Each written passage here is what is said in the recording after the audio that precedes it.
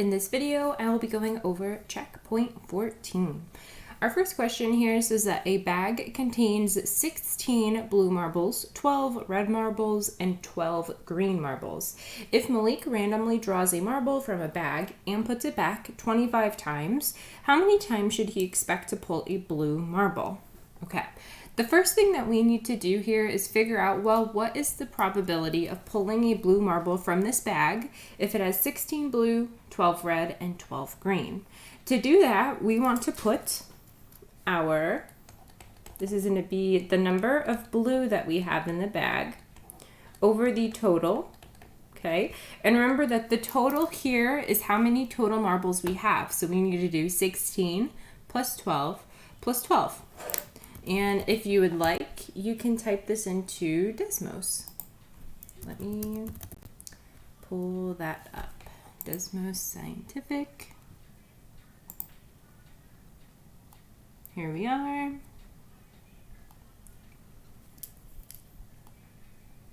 All right. Let's make this a bit bigger. Okay. So we had 16 plus 12. Whoops. Backspace. 12 plus 12.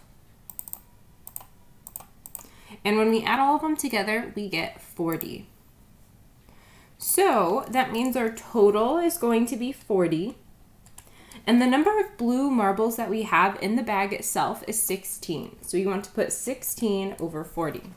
Now you might notice that both the top and the bottom are even, which means we can actually simplify this. So let's go ahead and simplify it. 16 over 40. If you want, you can use Desmos to help you do that also. You can hit your fraction button over here, type in 16 on the top, and then 40 on the bottom.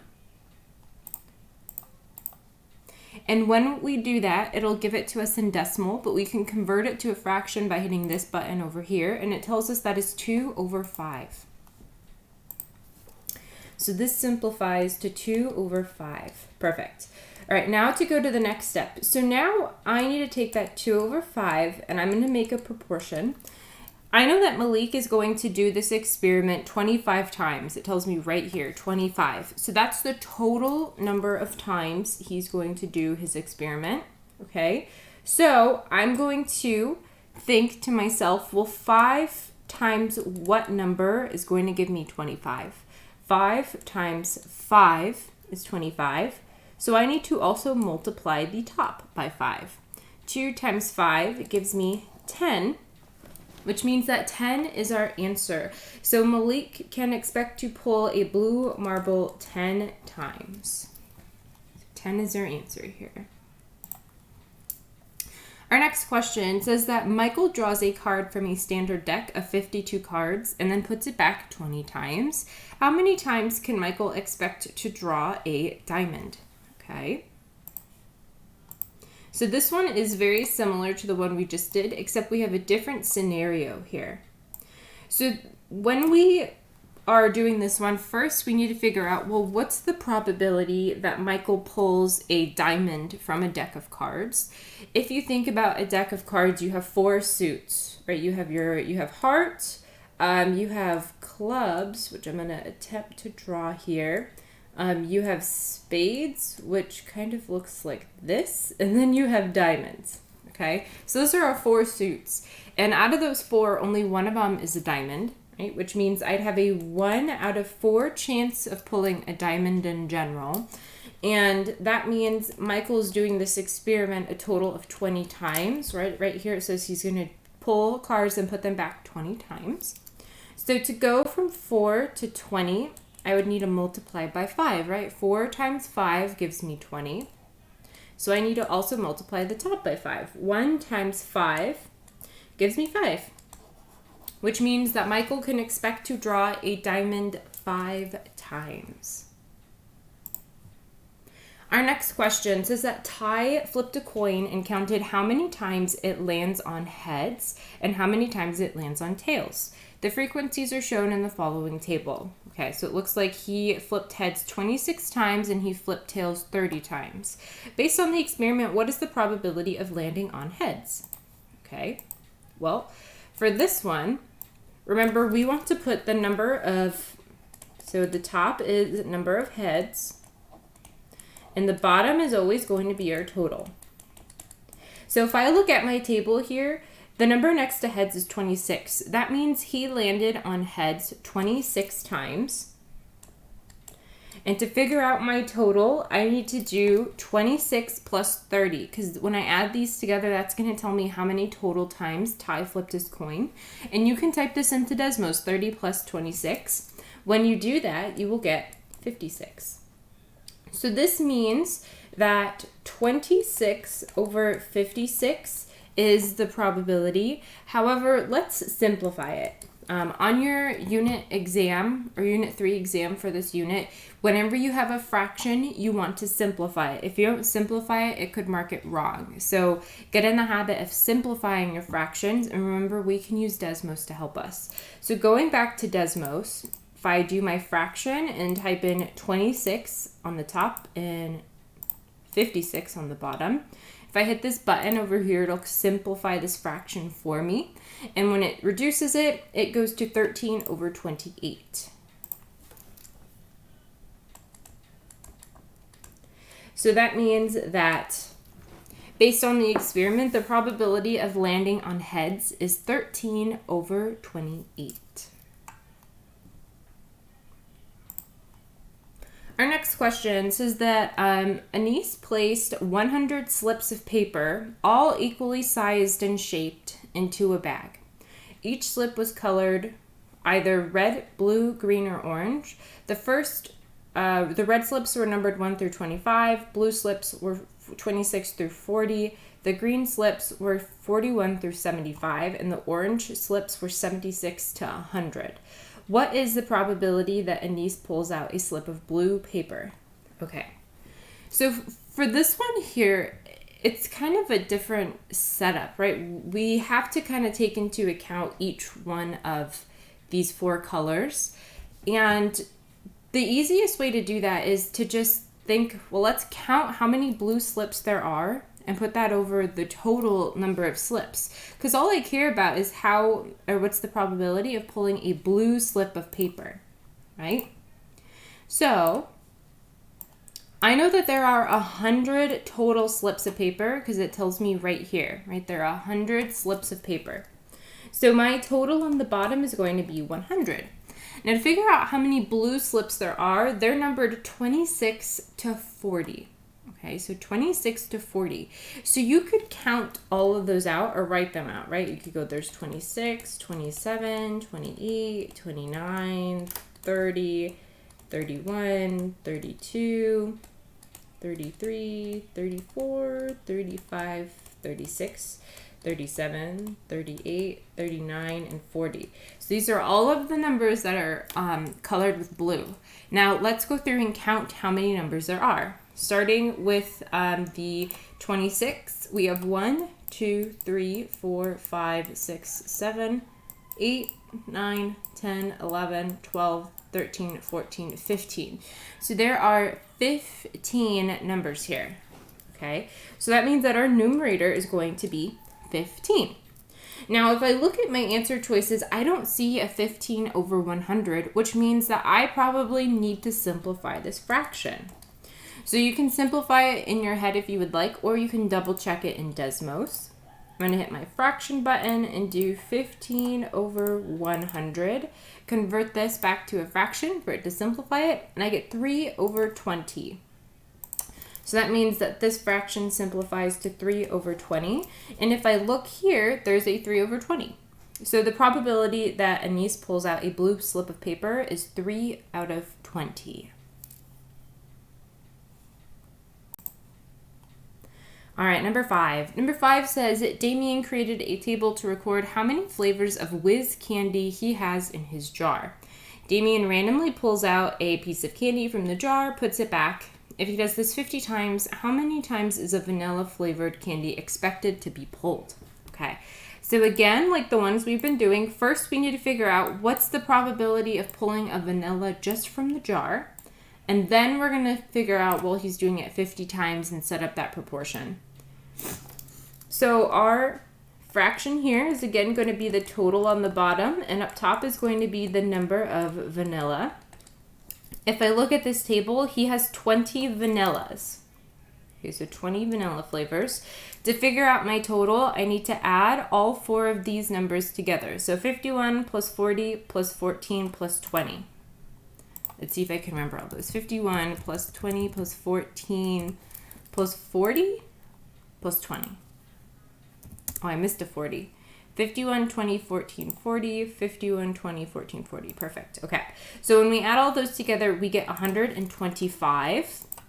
So that means our total is 125. And let's simplify this because I know both of them, I know I can divide both of them by at least 5. So let's see what this simplifies to. So hit my fraction. I have 20 over 125. And hit this button. So this tells me it's going to simplify to 4 over 25. Simplifies to 4 over 25. Perfect. Okay. So this right here, this 4 over 25, that's the probability of him pulling a vanilla candy from his jar. Now, I need to take this 4 over 25, and I know that he's going to pull pieces from his candy jar a total of 15 times. So, if I'm going from 25 to 50, I would multiply 25 times 2, right? 25 times 2, if I double it, gives me this 50. So I need to do the same thing up top. 4 times 2 gives me 8. Which means that Damien can expect to pull a vanilla piece of candy around 8 times if he is doing his experiment 50 times. So 8 is our answer here. Number 6. Number 6 says, Rita spun a spinner 100 times, and the results are shown in the following frequency table. Rita's friend Pamela models Rita's experiment by drawing a spinner that has 3 equal sections labeled 1, 2, and 3. Is the spinner Pamela drew a good model for Rita's experiment? Why or why not? Okay, so when you have a spinner that has all equal sections, that's going to look something like this. So here's my spinner. It's going to kind of look like a peace sign. Right, there's my 3 equal sections. So when I go to spin my spinner, each number has the same chance of it landing on, right? Because each one is the same size. That means each number, like if I numbered these 1, 2, and 3, each one of those sections has the same chance that it lands on that section because they're all the same size. Which means when I look at a table, if someone did an experiment using this type of spinner, I would expect those numbers to be almost the same or around the same number. Like maybe it'd be like 20, 19, and 21, right? Super close to each other. If I look at the table that Rita has here for her results, the section 3 of the spinner landed on 3 55 times. And it only landed on 1 10 times. So that kind of tells me that 3... It kind of seems like 3 is the biggest section of that spinner. Well, it has to be because it landed on 3 the most. And that tells me that 1 is probably going to be the smallest section because it only landed on 1 10 times. So for Pamela to draw this type of model where it has all 3 sections are the same exact size, I don't think that is a good model for Rita's experiment. So I'm going to say no. The 3 events are not equally likely to occur, right? Because we just said section 3, number 3 should be much bigger than section 1, which means 3 has a bigger chance of you landing on that than 1. So no, Pamela, I don't agree. I don't think your model's very good. That's just because the 3 events are not equally likely to occur. Number 7 says the probability of pulling a blue marble from a bag is 0.25. Which of these bags of marbles are good for this probability? So here we need to check the probability of pulling a blue marble from each one of these bags. We did questions like this, I believe, in lesson 13 and on the checkpoint for 13 also. If you don't know what 0.25 is as a fraction, I would type that into Desmos because it's always more helpful to me, at least, to work with fractions when I'm doing probability because that's how we solve it, right? We put the number of whatever our probability is asking over the total in fraction form. So 0.25, if you type it into Desmos and hit your fraction button on the end, it converts it to a fraction for you, which is 1/4. So for this one here, I know that my end goal for probability is 1/4. That's what I'm looking for blue. So to do that, I'm putting the number of blue on the top, and I'm going to add up the total number of marbles for each one. For this first one here, it tells me I have 10 blue over my total. My total I get by adding up all of the numbers. So 10 plus 3 plus 10, that gives me 23. For this next one here, I have 3 blue marbles. So 3 is going to go on top. And my total is adding up all of these together. So 1 plus 2 plus 3 plus 5 plus 1. And you can type this into Desmos when you're adding them all up just so that you don't make any mistakes. That's fine. When we add these up, let's see, I get 13. 1 plus 2 is 3, so that's 6, 11, 12. So 12, I made a mistake. For this third one here, we have 3 blue over the total, which is 5 plus 9 plus 3. When I add those together, I get 17. And on this very bottom one, I have 10 blue over my total, which is 6 plus 5 plus 10 plus 12 plus 7. I'm going to type this one in, just so that I don't make a mistake when doing this one. So 6 plus 5 plus 10 plus 12 plus 7. When I add those up, I get 40. Here we go, 40. So now let's simplify these to see if we can get 1/4 for any of them. Well, this first one, 10 over 23, I can't simplify that, so that's just going to stay the same. 3 over 12, if you type it into Desmos and hit that fraction button, you do get 1/4. 3 over 17, I can't simplify. Whoops, that should be a 17. There we go. 10 over 40, that also simplifies to 1/4, which tells me that 2 of these bags of marbles, this second one here and this bottom one here, since both of them reduce to that 1/4, both of those are good models for this probability. So the second one here and this bottom one here, so the one that has 3 blue with all the others and 10 blue with all the others. Last question says that Daria performed an experiment in which she randomly pulled a marble from a bag, recorded the color, and then repeated. The following table represents the number of times each marble was pulled. If Daria repeats the experiment 50 more times, how many times should she expect to pull a yellow marble? All right, we should hopefully be a pro at this type of question by now because we've done these, or ones that are very similar, so many times in this checkpoint. So first step is to figure out, well, what's the probability of just pulling that yellow marble from the bag, okay? And the reason why I'm focusing on yellow is because the question is saying, how many of those times should she expect to pull a yellow, okay? So if I look at my table, she pulled a yellow 26 times, and I need to figure out what my total is, and I do that by adding all of those together. So I'm going to move this over a bit. And then I'm going to add all these numbers together. So 26 plus 34 plus, that's an 18, plus 22.